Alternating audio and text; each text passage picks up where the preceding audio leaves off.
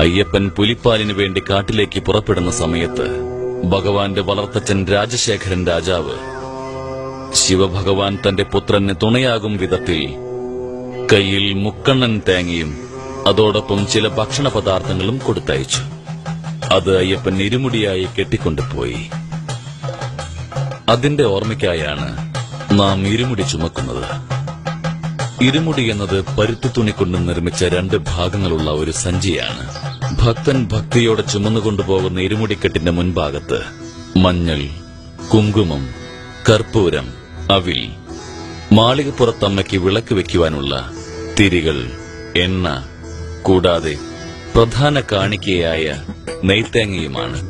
അതായത് അയ്യപ്പന് കൂടുതൽ പ്രിയങ്കരമായ നൈവേദ്യ വസ്തുവായ മുക്കൺ തേങ്ങയുടെ ഒരു കണ്ണിൽ ദ്വാരമുണ്ടാക്കി അതിനുള്ളിലെ നീരൊഴിവാക്കി പിന്നീട് തേങ്ങയ്ക്കുള്ളിൽ നെയ് നിറച്ച് കൊണ്ടു ചെല്ലുന്നതാണ് നെയ്ത്തേങ്ങ. അയ്യപ്പൻ ശിവവിഷ്ണു സംഗമത്താൽ പിറന്നവനാണ്. ഈ തത്വമാണ് നെയ്ത്തേങ്ങയിൽ അടങ്ങിയിരിക്കുന്നത്. 3 കണ്ണുകളുള്ള തേങ്ങ സാക്ഷാൽ ശിവാംശത്തെ സൂചിപ്പിക്കുന്നു. മഹാലക്ഷ്മി വിഷ്ണുവിന്റെ ഹൃദയത്തിൽ വസിക്കുന്നവളാണ്. തന്റെ ഹൃദയത്തിൽ പശുവിന്റെ അംശമായ മഹാലക്ഷ്മിയെ കുടിയിരുത്തിയിരിക്കുന്ന വിഷ്ണു അയ്യപ്പന്റെ മാതാവായ മോഹിനി അവതാരമെടുത്തത് പശുവിൻ നെയ്യ് സൂചിപ്പിക്കുന്നു. അതുകൊണ്ട് തേങ്ങയും അതിനുള്ളിൽ നിറച്ചിരിക്കുന്ന നെയ്യും ശിവനെയും വിഷ്ണുവിനെയും സൂചിപ്പിക്കുന്നു. തന്റെ മാതാപിതാക്കളെ സൂചിപ്പിക്കുന്ന ഈ നൈവേദ്യം സ്വാമിക്ക് സമർപ്പിക്കുന്നതിലൂടെ ഭഗവാന് കൂടുതൽ സന്തോഷമുണ്ടാകുന്നു. ഭക്തനെ കാത്തിരുളുകയും ചെയ്യുന്നു. ഇരുമുടിക്കെട്ടിന്റെ പിൻഭാഗത്തെ സഞ്ചിയിൽ മഞ്ഞൾപ്പൊടി, അരി, പരിപ്പ്, ശർക്കര തുടങ്ങിയ വസ്തുക്കളുമുണ്ടാകും. കാട്ടുപാതയിലൂടെ നടന്നു ചെല്ലുന്ന ഭക്തന്മാർ ഈ വസ്തുക്കളെല്ലാം തന്നെ വഴിയിൽ വെച്ച് പാചകം ചെയ്ത് ഭക്ഷിച്ച് ക്ഷീണമകറ്റി പോകുന്നതിനു വേണ്ടിയാണ് ഇരുമുടിയിൽ അരിയും പരിപ്പും തുടങ്ങിയ സാധനങ്ങൾ കൊണ്ടുപോകുന്നത്. അയ്യപ്പനെ ദർശിക്കുവാൻ ചെല്ലുന്ന ഭക്തന്മാർ തങ്ങളുടെ തലയിൽ ചുമന്നുകൊണ്ടുപോകുന്ന വസ്തുക്കൾ യാത്രയിൽ അല്പാൽപമായി കുറയുന്നതുപോലെ അവരുടെ അഹങ്കാരവും കുറഞ്ഞുവരുന്നു.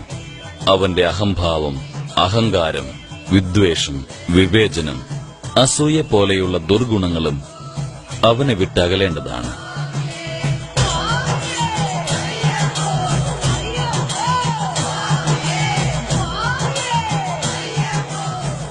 ശബരിമല ശാസ്താവിനെ ദർശിക്കാൻ ഭക്തന്മാരെല്ലാം എരുമേലിയിൽ ഒന്നിച്ചുകൂടുന്നു. എരുമേലിയെ ശബരിമലയിലേക്കുള്ള പ്രവേശന കവാടമെന്ന് പറയപ്പെടുന്നു. ഇവിടെയാണ് പന്തളരാജൻ രാജശേഖരനാൽ നിർമ്മിതമായ ധർമ്മശാസ്താ ക്ഷേത്രം സ്ഥിതി ചെയ്യുന്നത്. ഈ ക്ഷേത്രത്തിന്റെ എതിർഭാഗത്തായി അയ്യപ്പസ്വാമിയുടെ സുഹൃത്തായ വാവരുസ്വാമിയുടെ പള്ളി സ്ഥിതി ചെയ്യുന്നു. അയ്യപ്പസ്വാമിമാർ വാവരുസ്വാമിയെ വണങ്ങി അവിടെ നിന്ന് ലഭിക്കുന്ന വിഭൂതി പ്രസാദവും വാങ്ങി ഈ എരുമേലിയിൽ വെച്ച് പ്രധാനാചാരമായ പേട്ടതുള്ളൽ നടത്തുന്നു. അപ്പോൾ ഭക്തർ തങ്ങളുടെ മനസ്സിലുള്ള ദുഷ്ടചിന്താഗതികൾ ശമിപ്പിക്കുവാനായി നൃത്തം ചെയ്യുന്നു. പേട്ടതുള്ളലിന് ശേഷം അവിടെ എത്തുന്ന കന്നിസ്വാമിമാർക്ക് ഒരു ശരവും കറുത്ത തുണിയും നൽകുന്നു. എരുമേലിയിൽ പേട്ടതുള്ളൽ അവസാനിപ്പിച്ച് യാത്ര തുടരുന്ന ഭക്തന്മാർ പേരൂർത്തോട്, കോട്ടപ്പടി തുടങ്ങിയ സ്ഥലങ്ങൾ കടന്ന് കാളകെട്ടി എന്ന സ്ഥലത്ത് എത്തിപ്പെടുന്നു.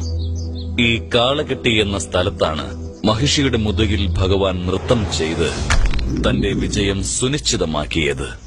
ആ നർത്തനം കാണുവാൻ വന്ന ശിവഭഗവാൻ തന്റെ കാളയെ അവിടെയുള്ള ഒരു മരത്തിൽ കെട്ടിയതിനാലാണ് ആ സ്ഥലം കാളകെട്ടി എന്നറിയപ്പെടുന്നത്. അതിനുശേഷം കഴുതാ നദിയിൽ നീരാടിക്കഴിഞ്ഞ് ഭക്തന്മാർ നദിക്കുള്ളിൽ നിന്ന് ഓരോ കല്ലുകളെടുത്ത് പോകും വഴിയിലുള്ള കല്ലിടാം കുന്ന് എന്ന സ്ഥലത്ത് വെച്ച് മഹിഷിയെ അടക്കം ചെയ്ത സ്ഥലത്ത് ആ കല്ലുകൾ നിക്ഷേപിക്കുന്നു. അതുകൊണ്ട് ഈ സ്ഥലത്തെ കല്ലിടാം കുന്ന് എന്നറിയപ്പെടുന്നു.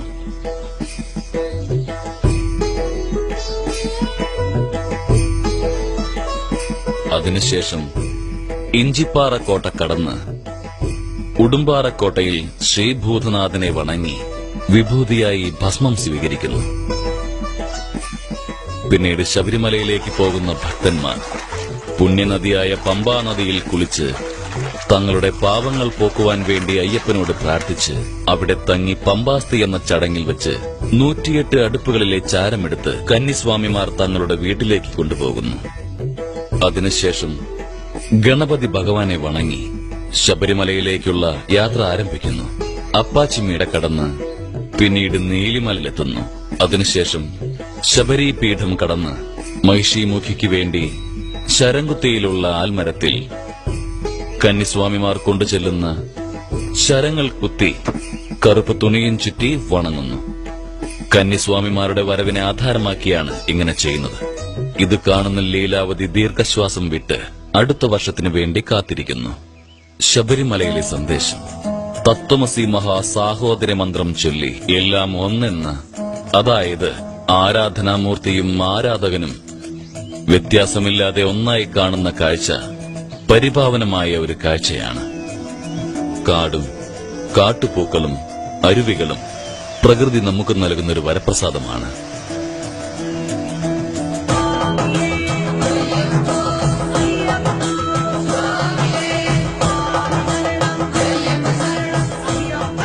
പിന്നീട് അയ്യപ്പന്റെ സന്നിധിക്ക് മുൻപുള്ള 18 തത്വങ്ങളായ പടികൾ ഭഗവാൻ ഈ തത്വങ്ങൾക്കെല്ലാം അതീതനാണെന്ന് സൂചിപ്പിക്കുന്നു. 18 പടികളും കയറിച്ചെന്ന് അയ്യപ്പന്റെ സന്നിധാനത്തിൽ പ്രവേശിച്ച് തങ്ങളുടെ പാപങ്ങളെയും ദോഷങ്ങളെയും കഷ്ടതകളെയും നീക്കണമെന്നപേക്ഷിച്ച് ഭക്തിപരവശത്തോടെ അന്ന് രാത്രി അവിടെ തങ്ങി സായുജ്യമടയുന്നു. പിറ്റേന്നാൾ രാവിലെ അയ്യപ്പന് നെയ്യഭിഷേകം നടത്തി മാളികപ്പുറത്ത് അമ്മയെയും ദർശിച്ച് തങ്ങളുടെ പാപങ്ങളെല്ലാം നീക്കണമെന്ന് അപേക്ഷിക്കുന്നു.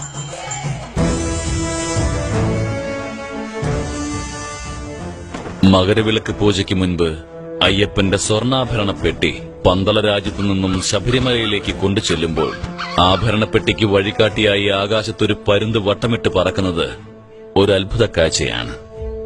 അയ്യപ്പന്റെ പ്രധാന സവിശേഷത ബ്രഹ്മചര്യം അനുഷ്ഠിച്ചു വരുന്ന ഭക്തന്മാർക്ക് അനുഗ്രഹം നൽകുന്നു എന്നതാണ്. അതുകൊണ്ട് തന്നെ 10 വയസ്സിന് മുകളിലുള്ള പെൺകുട്ടികളും 50 വയസ്സിന് താഴെയുള്ള സ്ത്രീകളും അയ്യപ്പനെ ദർശിക്കുവാൻ ശബരിമലയിലേക്ക് പോകുവാൻ പാടില്ല. മണ്ഡലപൂജ കഴിഞ്ഞതിനു ശേഷം മകരവിളക്ക് പൂജ തുടങ്ങി ആ മകരവിളക്ക് പൂജ അവസാനിക്കുന്ന അന്ന് മകരസംക്രാന്തി പൂജ നടത്തുന്നു. ആ സമയത്ത് സ്വാമി അയ്യപ്പൻ തന്റെ ഭക്തർക്ക് ആകാശത്തിൽ ഉത്രം നക്ഷത്രമായി ദർശനമരുളുന്നു.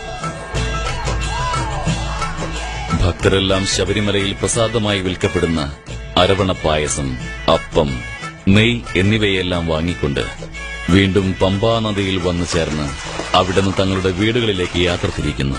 തങ്ങളുടെ വീട്ടിലേക്ക് തങ്ങൾ കൊണ്ടുവന്ന പൂജാ സാധനങ്ങൾ പൂജാമുറിയിൽ വെച്ച് അയ്യപ്പനെ മനസ്സുകൊണ്ട് പ്രാർത്ഥിച്ച് ഗുരുസ്വാമിയുടെ സഹായത്തോടെ മാലയഴിച്ച് വ്രതം അവസാനിപ്പിക്കുന്നു.